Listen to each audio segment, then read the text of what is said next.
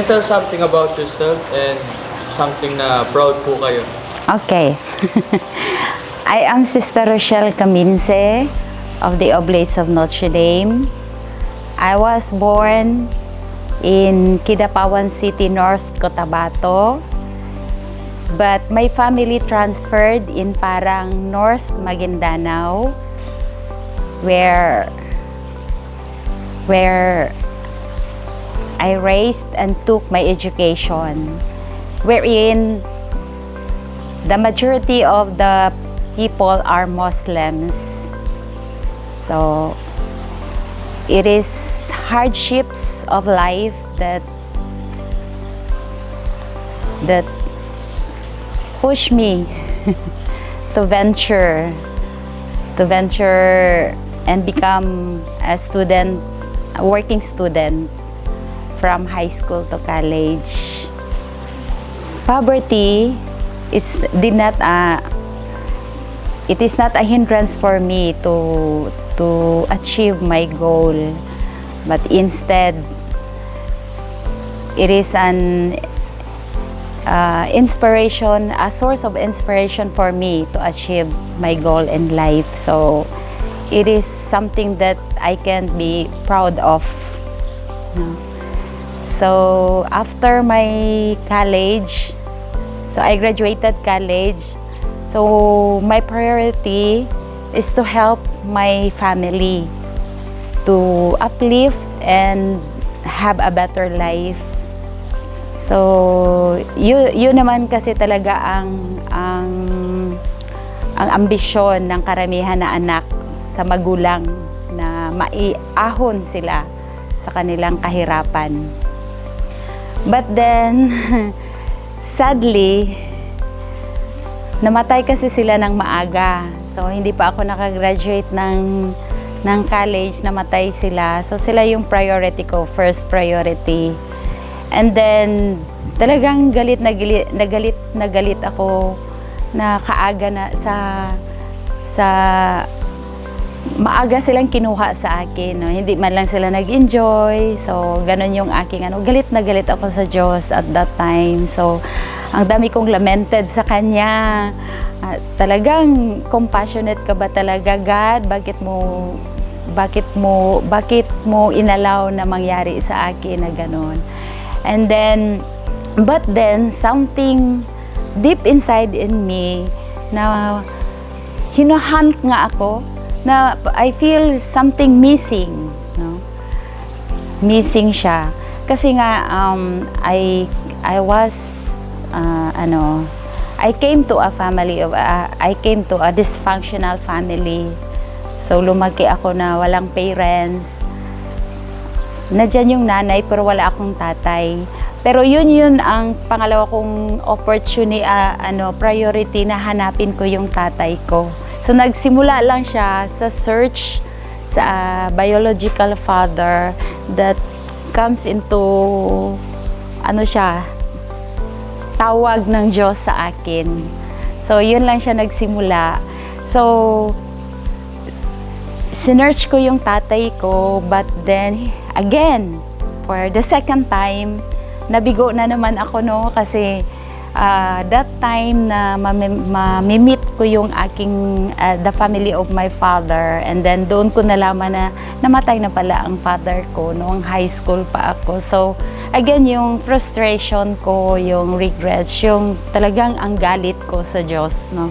Bakit niya ginawa? Bakit niya inalaw na naman? Yun na naman ang aking lamentation sa Kanya, na inalaw niya na naman na mangyari sa aking buhay. But then, human as I am, I barely understand and fathom kung ano man yung plano ng Diyos sa aking buhay. But then, sinunod ko pa rin yung kanyang plano sa aking buhay na pumasok ako mag-serve sa kanya. So pumasok ako doon ako na pumasok ng pagmamadre. Sister, ano yung turning point? Ang turning Ano po yung first dream nyo talaga sa sarili nyo? Kanina sabi nyo po, ang goal ko makatulong sa magulang, makapagtapos ng ganito. Ano po yung first dream nyo talaga before entering to a religious life? Ano talaga, pagtulong talaga, yun talaga ang aking dream, no, priority in life. First priority ko na tutulungan sila. So pero hindi na siya nangyari. So yun yung turning point ko na yung search for a father, a biological father that becomes the search for my God. So yun yung turning point ko. Oo. So searching for a biological father and then a search for a deeper meaning, a deeper meaning and a search for God. A venue for me for a search of God. So yun yung aking na turning point ko na nagmadre ako. Oo, so yun siya, nagmadre. And then a lot of challenges actually na na-encounter ko sa aking pagmamadre. I'm a missionary for 12 years in Okinawa, Japan. Yeah. So the life of the missionary is not easy.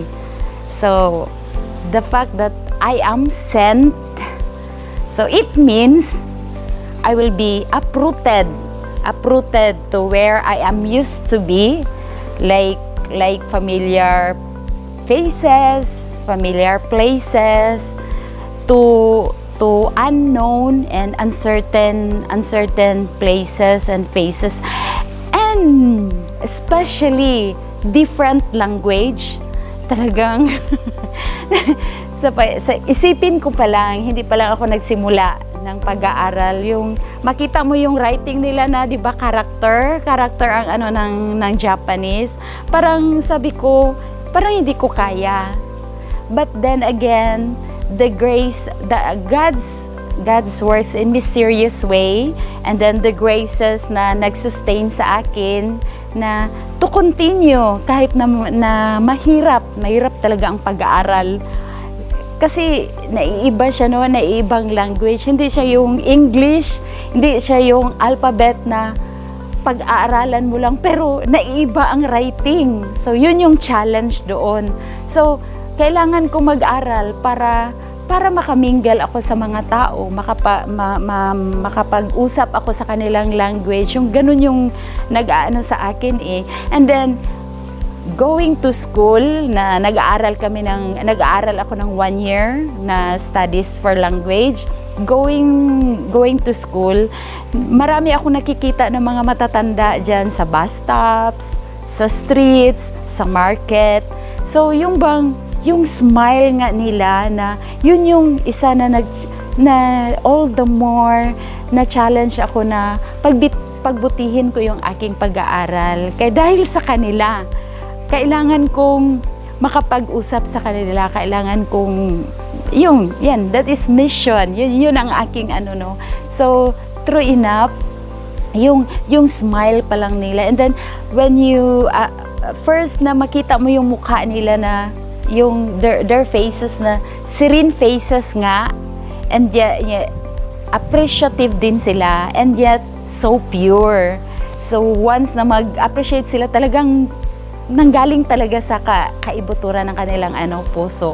So yun siya na-challenge ako to study more, to engage more, and to immerse myself more in their culture, their food, and their tradition.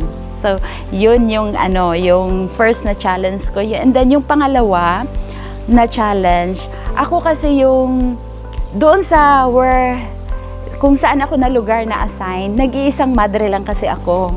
Because of the scarcity of the sisters in the diocese, so I am forced to go to that place alone, kasi nga walang nakakatagal doon na mga missionaries, no. So ako yung pinadala doon.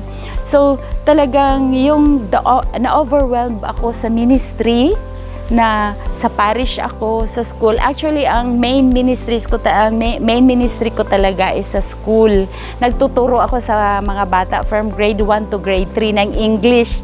Simple na English lang, para meron lang silang makapagsalita lang sila kahit na konting ano lang ng English, no. So yun siya, no. And then during weekend, so daily basis ko ang school. During weekend, nasa parish naman ako nagwo-work, or kahit na hindi man siya weekend, pag may free time ako sa school na may mga mag-come up lang na mga problems na kailangan siyang anuhin, na kailangan siyang emergency siya, na kailangan mo siya kaagad isagutin. Especially every month kasi yung pari, wala siya parati wala siya nagbe-break ang pari ng 1 week, every monthly yan siya na break. So ako ang naiiwan, so ako yung magbibigay ng liturgy of the word sa mga tao. Tapos pag may mga sudden deaths, ako ang pumupunta sa bahay, nagdadasal, oo. And then may mga anniversaries, kasi alam mo, ang Japanese kasi is very particular sa rituals. Ano talaga, meaningful yan sa kanila ang ritual. So, kailangan talaga, pag may namatay, pupunta ka talaga sa bahay, ipagdasal mo talaga with all the kasi talagang grabe ang respeto talaga nila sa patay. So, yun yung yun yung challenge na kahit na mag-isa man ako, pero I try to cope, no, being alone na in a joyful way. Na kahit napagod ako, masaya pa rin ako, dahil yung makita mo lang yung matatanda, kasi karamihan nga doon na aming mga parishioners is matatanda na nag-iisa. So, nag-iisa sila, malayo yung family. Hindi kasi sila katulad sa atin na nandyan lang yung pamilya sa malapit.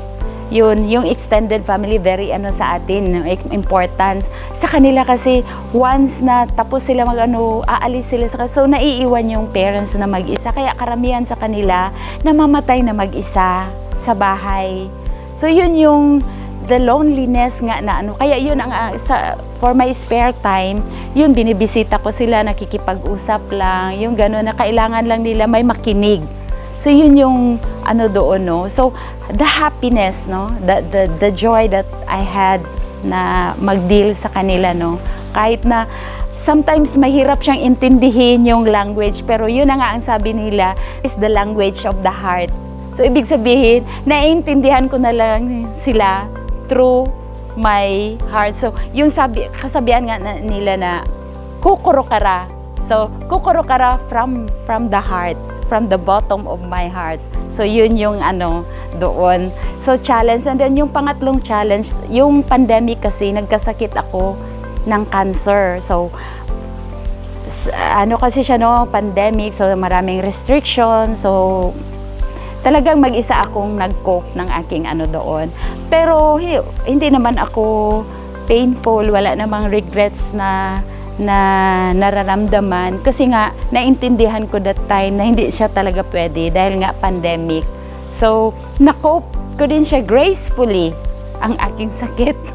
So yun yung mga challenges sa mission.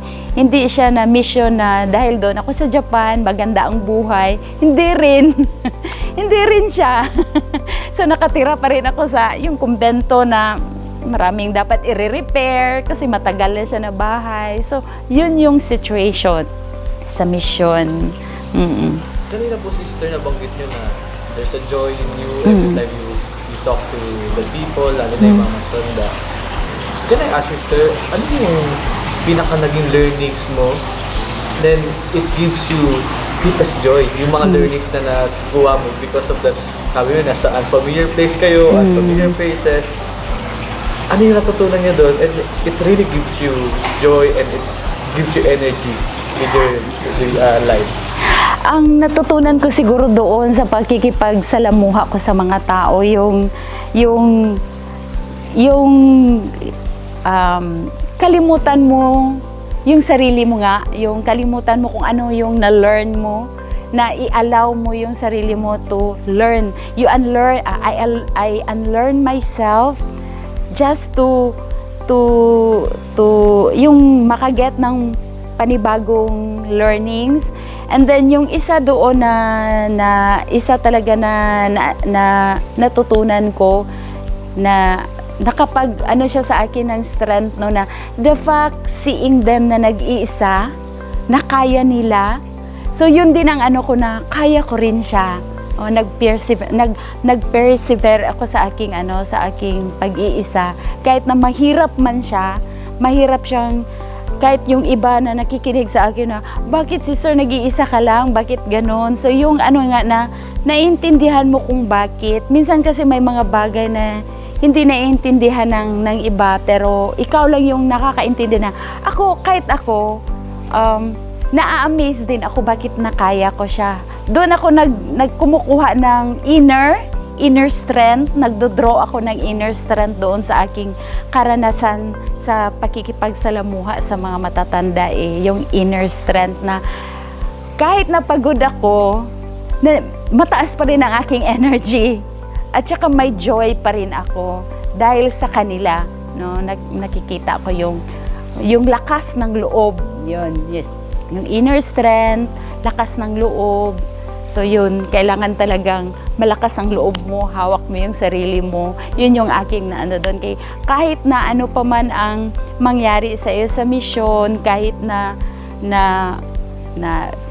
there were ups and downs. So ano pa rin ako, gagap ko pa rin yung sarili ko, yung nakasentro pa rin yung aking pagtingin sa Diyos na gusto kong hindi lang gusto kundi yung to live His life, no, until my last breath. So yun siya. Thank you, sister. Ito, sister, last question siguro, or second to the last question. Bilang isang tao or religious person na somehow in some part of your life you question God. Yes. Ano po yung gusto nyong sabihin o advice sa mga kabataang nakakaranas ng ganito? Na they question God also because of what they're experiencing in their life. Siguro, first and foremost, pag gagap mo kasi yung sarili mo, grasp of self, and then yung rootedness in God, and then the clarity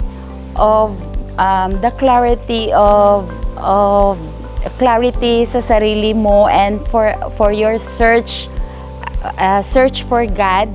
Yun kasi yun siya ang nakaano sa akin, nakadraw to myself na sa lahat may mga questions man ako, pero alam ko yung sa sarili ko kung ano yung gusto ko sa buhay. So yun yung talaga, nagagap mo yung sarili mo, and then you are being rooted to God who calls you, and then the clarity of your search na alam mo ang sinesearch mo yung God, not in everything na basta clarity for my search for my God. Thank you so much, sister. Sige. Speaking of searching, before, nung hindi pa po kayo madre, did you search for your true love? Hindi siya, noon, wala sa mind ko na magkaroon ng mag-experience ng boyfriend. Totoo, hindi ko yan siya naranasan. So, I have my classmates na may mga partners, mga boyfriends. Ako, kontento na ako na sumasama sa kanila, na mag-date sila. Ako ang tagakain ng kanilang kasi syempre mahiya-iya sila sa kanilang mga boyfriends. So, kontento na ako. Pero, talagang tinest din ako ni God, no? Nung pumasok na ako, nasa formation ako, nasa novice ako that time, naka-encounter ako talaga na paano siya ma-in love. Kasi nga may mga kasama kami, mga seminarian. So doon ko na yung friendship, doon ko nakita yung na at first na para bang hindi crush ko siya, and then that crush na deepen gani siya into friendship. So doon nakaranas ako ng nasa loob na ako. Thank you so much, sister. Yeah, sige.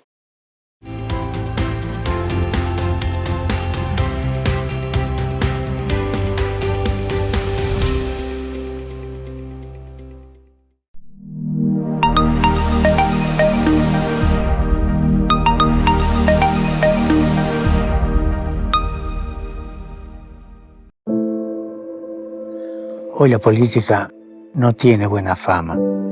Corrupción, escándalos, alejada del día a día de las personas. Pero ¿podemos avanzar hacia la fraternidad universal sin una buena política? No. Como dijo Pablo VI, la política es una de las formas más altas de la caridad, porque busca el bien común. Hablo de la política con mayúscula, no la politiquería. Hablo de la política que escucha la realidad, que está al servicio de los pobres, no de la que está encerrada en grandes edificios con largos pasillos. Hablo de la política que se preocupa de los desempleados y sabe muy bien lo triste que puede ser un domingo cuando el lunes es un día más sin poder ir a trabajar. Si la vemos así, la política es mucho más noble de lo que aparenta. Agradezcamos a los muchos políticos que desempeñan su tarea con voluntad de servicio, no de poder, todos sus esfuerzos por el bien común. Oremos para que los líderes políticos estén al servicio de su pueblo, trabajando por el desarrollo humano integral, trabajando por el bien común, atendiendo a los que han perdido su empleo y dando prioridad a los más pobres.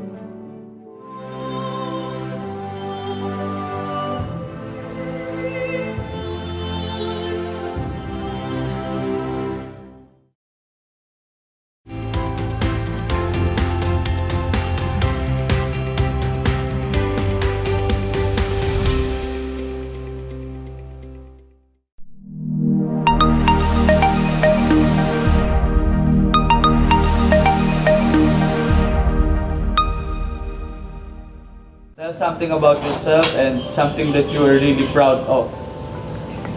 I am Sister Mary Ann Padilla. I was born and raised in Tagum City, Davao del Norte. I came from a very big family of 11.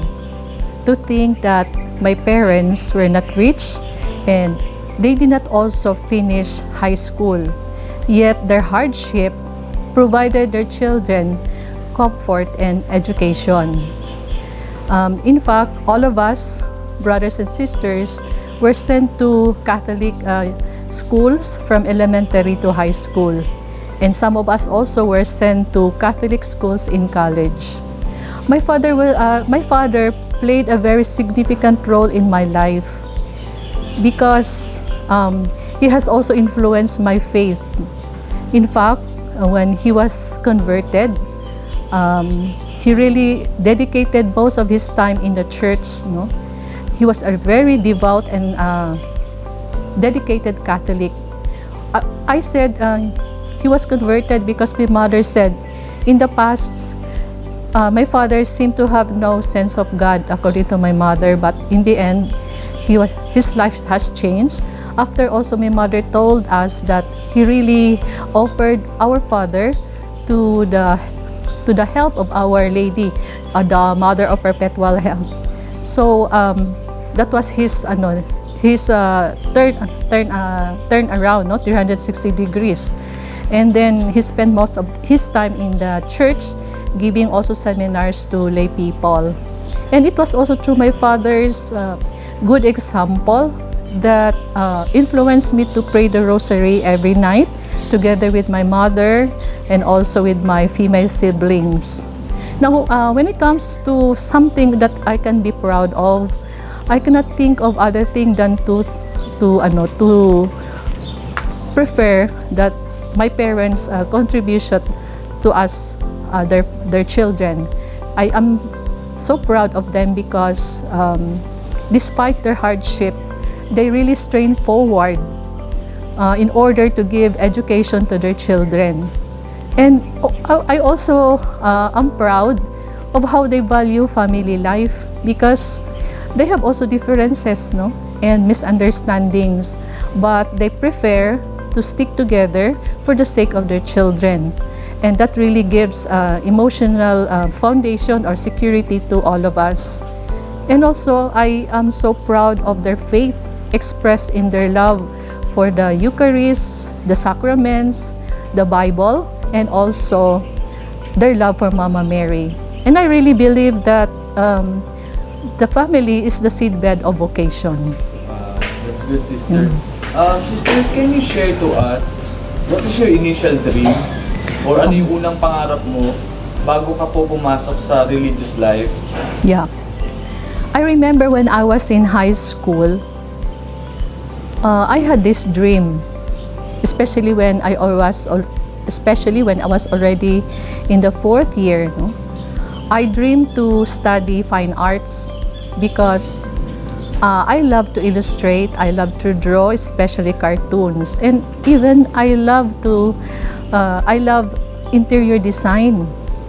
Then this dream did not come true because of the simple mind of my father, who cannot imagine a promising future for me if I will push through with that dream. Instead, he persuaded me to enroll business course because for him, that would give me a brighter future.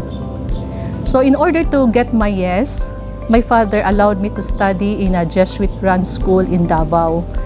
And also, to put me in safety, he placed me in a dormitory run by the missionaries of the Immaculate Conception. And in that dormitory, we're just near or beside the parish church run and administered by the Blessed Sacrament Fathers. Ano pa ba yung next doon? Yeah. Ang next na, sister, share us about... Yung paano siya nag-transition pala. So, during my school days, especially after class hours, I always attended Mass in the school chapel. And also during weekends, since we are just near the parish, or we just beside the parish, I also attended church organizations like to be part of the parish choir. And also, I joined this Legion of Mary, headed by the Blessed Sacrament Fathers, especially that inspiring presence of an Irish Blessed Sacrament Father who led the group in visiting families and then also bringing the statue of Mama Mary to each house and then pray the rosary.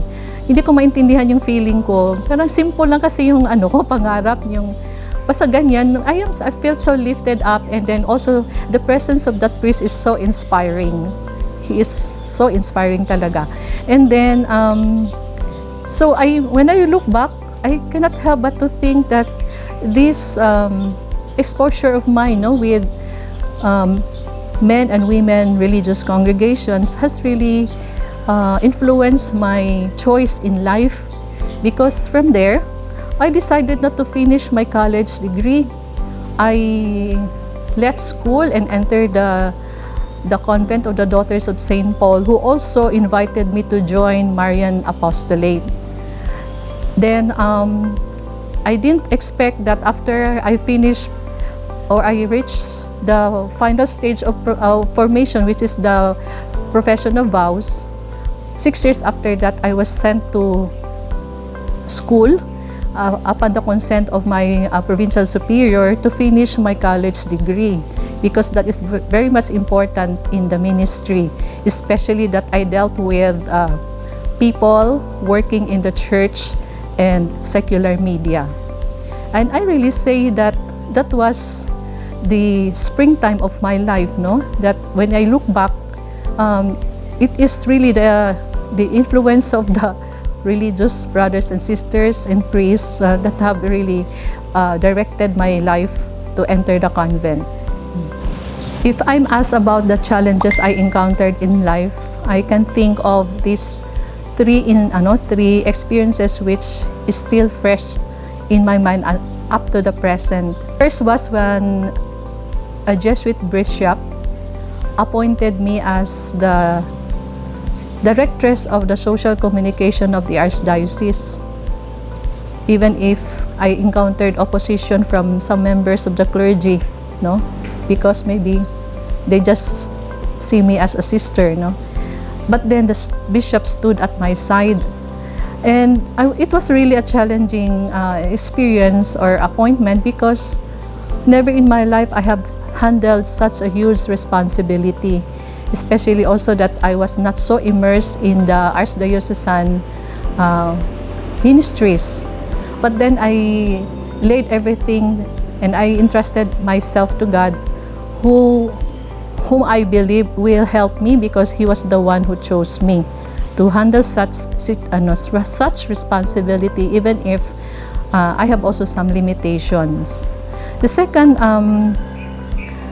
challenge that I encountered was when I was to document a disaster, at the aftermath of Typhoon Sendong.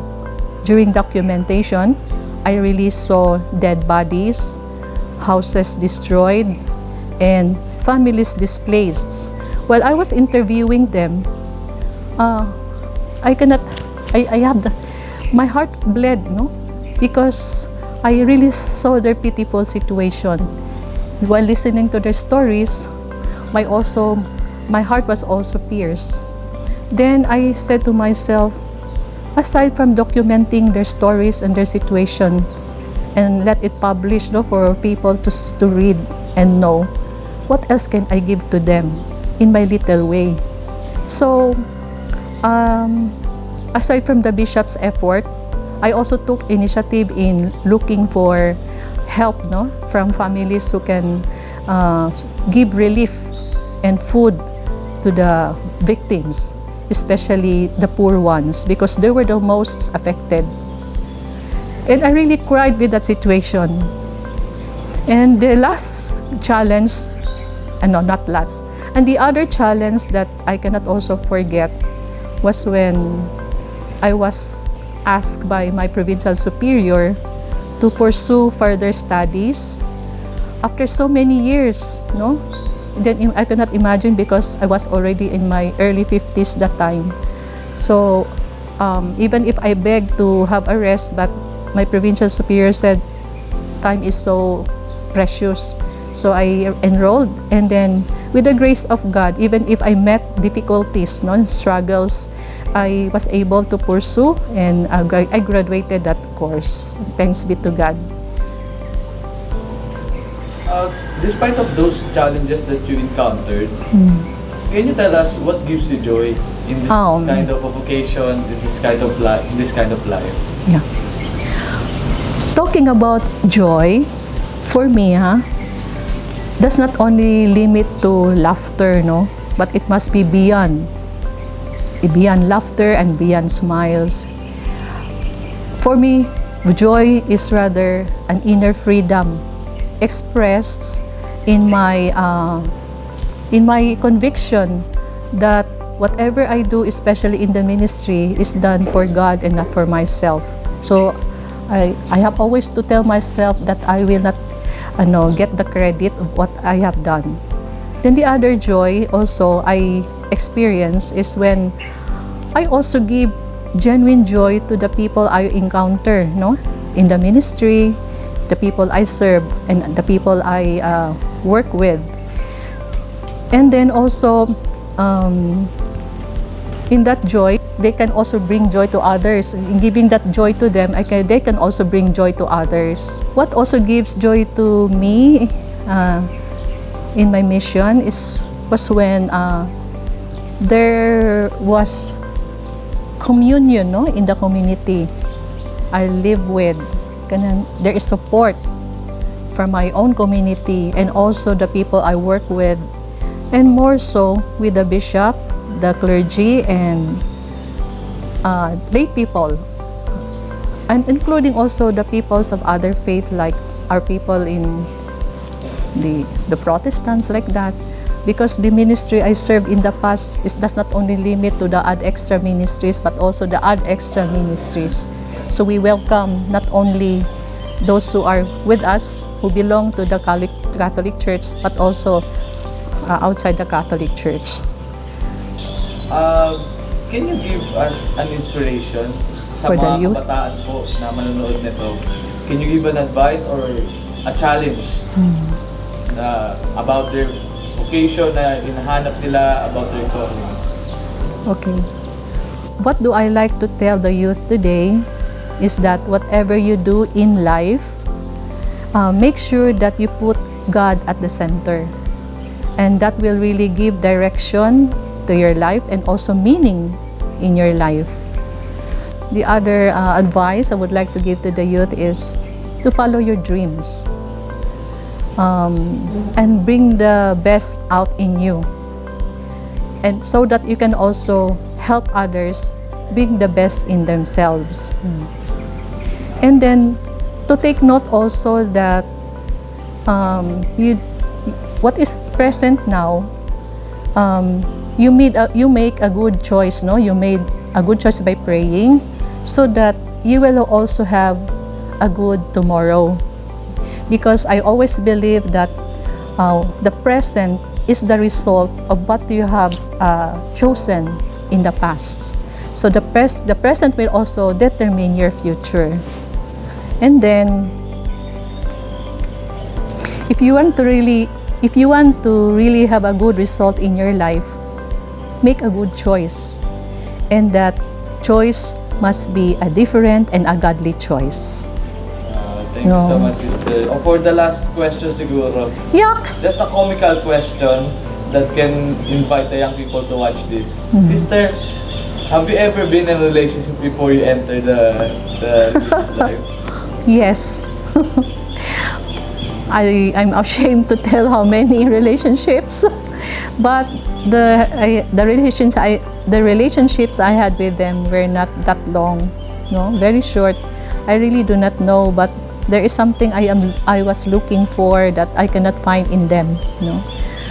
Maybe it was just a curiosity that I wanted to experience what is it if you are into a relationship.